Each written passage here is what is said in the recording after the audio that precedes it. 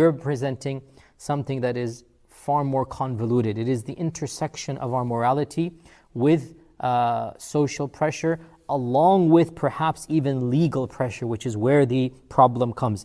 Now in America, and I want all of you on the call to appreciate this, we thank Allah. I am thankful to Allah for the First Amendment. Realize in Europe, it is very different. And in Europe, even in some countries, you are not allowed to have gender segregated halls or conferences. There have been Islamic conferences that have been raided by the police and fined. Why? Because this is in Europe. We're not talking about some third world country or some fascist regime. In Europe, in countries that are well known, the police have fined the organizations. Other organizations have been banned from having Muslim conferences. Why? Because men are on one side of the hall. There was a sign that said sisters here and brothers there. No barrier, no partition, simply a sign. And because of that, there were so many issues, and I was there. It was just a nightmare. So we thank Allah that we do have a lot more freedoms in this country, by the way, than our European counterparts. Now, what is to be done?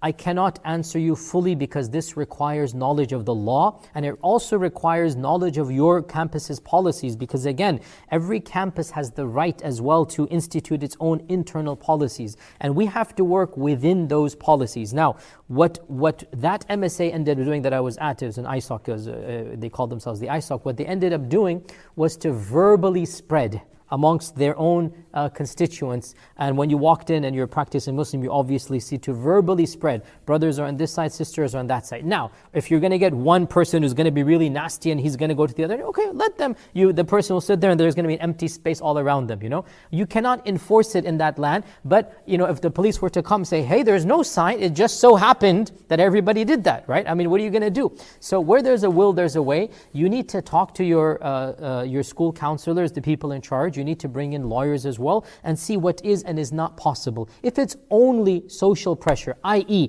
petition is going to be raised that the MSA is transphobic because it's only having two genders and whatnot, and it's just social pressure that's not going to go anywhere, perhaps you can explain that, hey, we're not preaching hatred of anybody, but now you're hating us because of our values. Flip it around, right? Flip it around.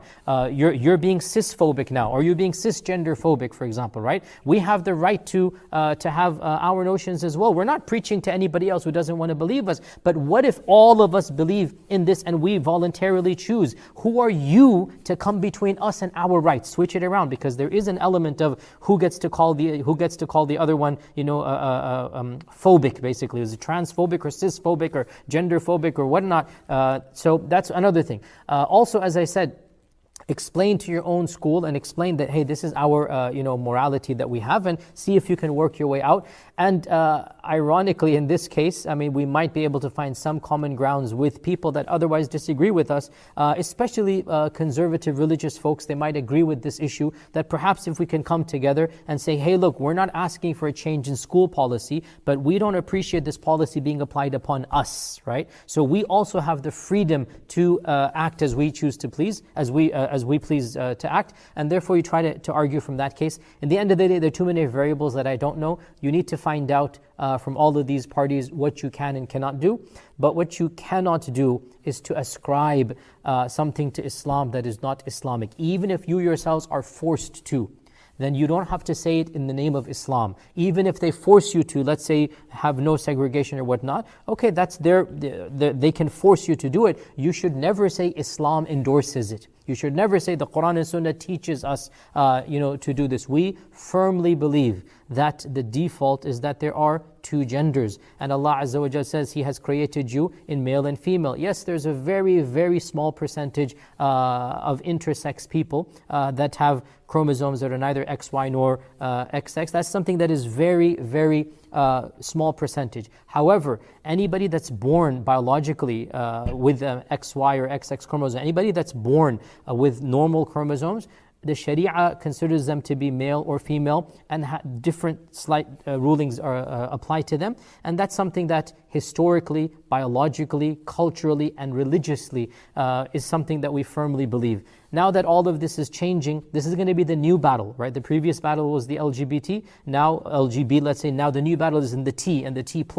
And we're going to have to remain consistent, because in the end of the day, if we do not maintain preaching our values, then we have lost everything. The only purpose that we have here really is that we have to maintain the religion of Allah in our lives and preach it to anybody who's interested. That's all that it is. We're not forcing it on anybody. But if we're going to compromise what we believe, then in reality, we have reached a level where going back to a previous question, we need to ask ourselves, should we even live in a land where we cannot even practice what we preach and we cannot even preach what we believe? So may Allah make it easy. But I'm overall optimistic because not only do we have the First Amendment, but also because this is an ongoing debate. We are seeing the culture wars taking place. We're seeing quite a lot of discussion going on.